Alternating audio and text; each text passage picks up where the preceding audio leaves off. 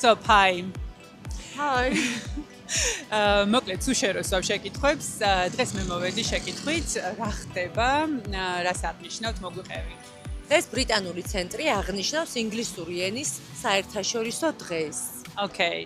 და იცოდი რომ ეს დღე 2010 წელს გაერომ დააწესა ინგლისური ენის საერთაშორისო დღეც და თან იმით არის გამორჩეული რომ შექსპირის დაბადების და თან გარდაცვალების დღე არის იცოდი?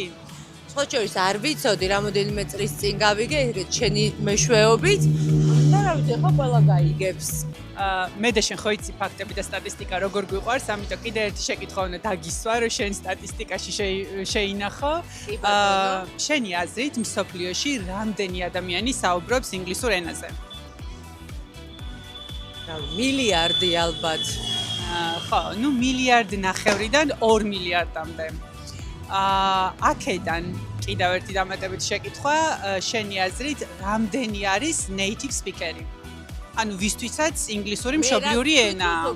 არა, მე გითხარი სწორი პასუხი, ანუ მილიარდი ნახევარი 2 მილიარდი არის ჯამში და აქედან რამდენისთვის არის მშობლიური ენა? აი მე არ ვიცი.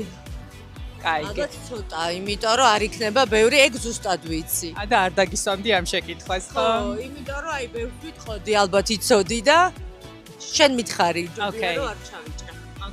380-დან 400 მილიონ ადამიანამდე არის native speaker-ი, ანუ წარმოიდგინე 2 მილიარდი ადამიანიდან 400 მილიონისთვის არის მხოლოდ მშობლიური ენა, მილიარდ ნახევარი უცხოელი ადამიანი საუბრობს ამ ენაზე.